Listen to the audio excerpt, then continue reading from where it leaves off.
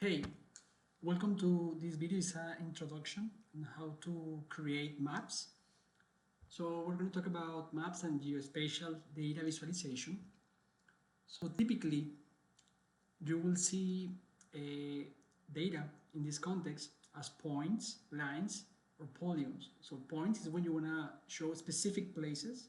Lines when you want to show like the connection between two parts. It's like a segment. It's a path. And the polygon is when you want to highlight an area in your map. All right, so in this video we will use mainly two libraries, Plotly and also Folium. So for Plotly Express, for this example, I'm gonna first add information of some cities here in the US. So this is just a dictionary with the data. It's a dictionary with the data. So the city we have New York, Los Angeles, Chicago, Houston, and Phoenix. And we need the two coordinates, the latitude and longitude. So like X and Y. And then, so with this information, we can create the map. So the idea is just in the map, just show the points with these specific cities. So let's create our map. I'm going to create a figure. We're going to use Plotly, PX, right? It says scatter in this case, scatter geo.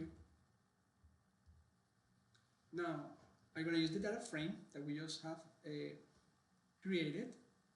Then for the latitude, we need to mention which variable we're going to use. So remember, we call it latitude with the uppercase L, right?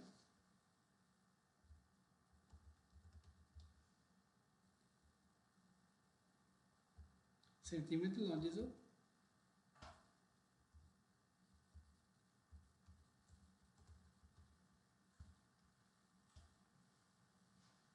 Right? On top of that, we can create like a hover name to see name of the cities. Because we have that information in our dictionary and then a data frame. And then this is optional, you can add a title to your plot.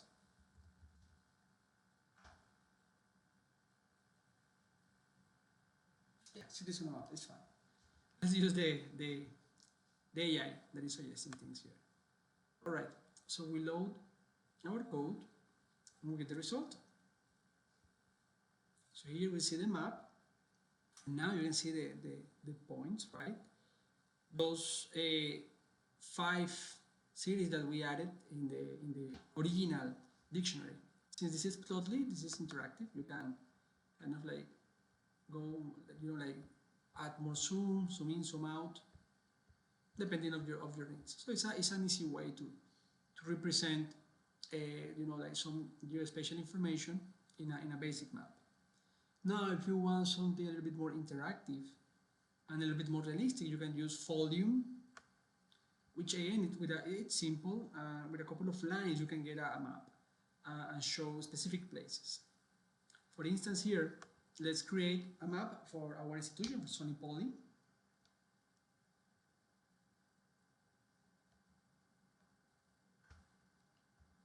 So I'm going to create the map using Folium.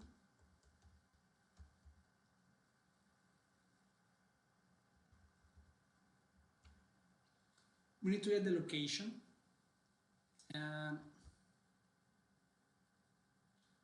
I already did that here. So these are the coordinates for SUNY Poly. Since it's north, it's positive. This is west, it's negative. So the north and south will be given by the equatorial line, and the west or east will be given by the Greenwich meridian. So in our case, this is a negative value. So everything in this part of the world, like in our continent in Americas, it's negative, but this part depends, of course, if it's north or south. All right. Then let's bring the coordinates here. So location,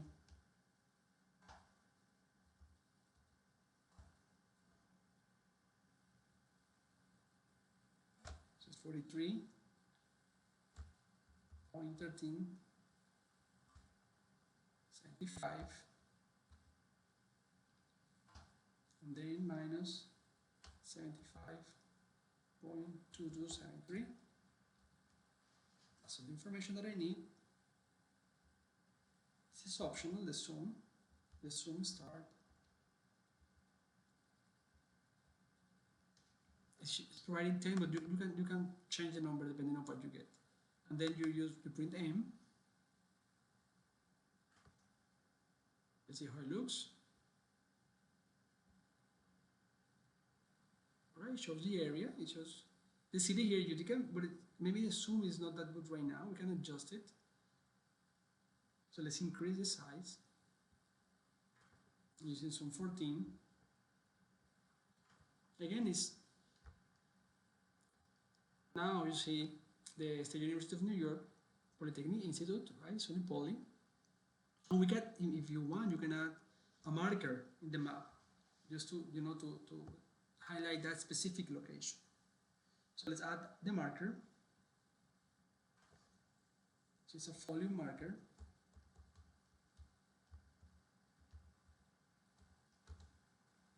We already know the location, right? So you can use the AI. That's fine. The location, and of course, if you wanna add a label, it's a pop-up parameter.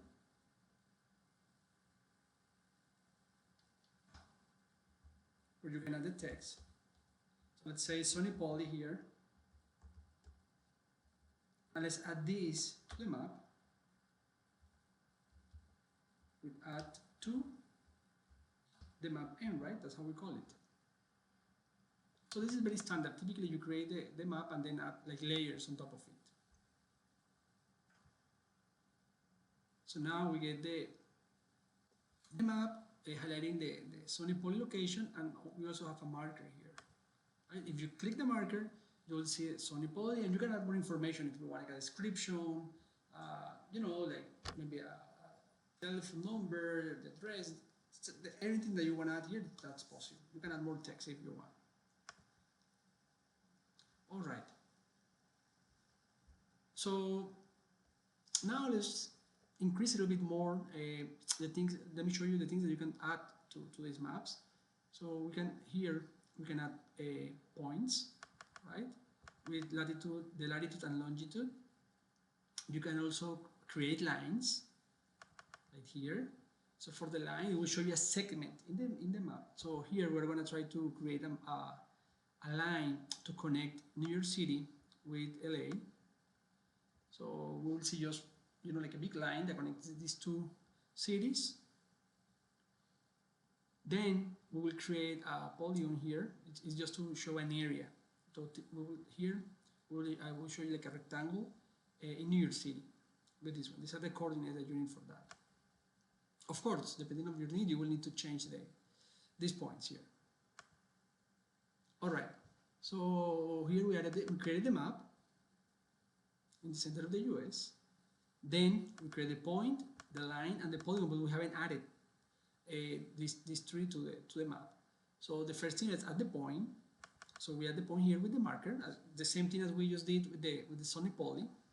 So now remember that we recorded here we saved the point here. So from point we take X and the Y coordinate, right? Longitude and latitude. The pop-up New York City. This is optional.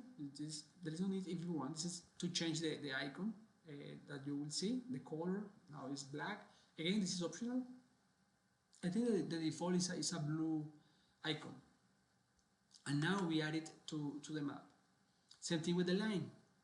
So for the line, remember that we created the line here, right, with the coordinates. The starting point and the end point. So here we're saying, okay, so for the line, you're going to take this from the line chords, from the coordinates. So this is just an iteration here. And element P is taking the latitude and longitude from the line chords.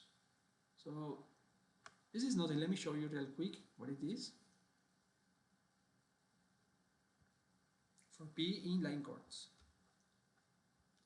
Let me show real quick here. Let me add some code. So you get a better idea of what that's doing. So this is the line course. Oh, I haven't run it. Let me run it real quick. All right. So here we created the line, this information, and now I'm gonna get the coordinates from that line, right? That's what we're using in the plot. This is just to show you what is right there. So you don't see them right now, but we can list the elements, line chords. This is just to show you what the code is doing. So here you have like the initial point and the starting point and the end point. Now the iteration over there is like for P in the line chords. It's taking like P0 and P1, you see. Let me show you real quick. P0 and P1. Like, this is like the first element of the list and the second element of the list. So what it's doing is just taking like the first coordinate and the latitude and longitude. Let me show it to you real quick. So initially I'm just going to print P. So it will show, this is the first P, it's just like the first coordinate, like with the latitude and longitude, and then the second one. But in the code we have P0, so the first element, will be the 40.71, P1, and the second element is the minus 74. Now it's different. You see, it's taking like every single element from each element of the list. All right.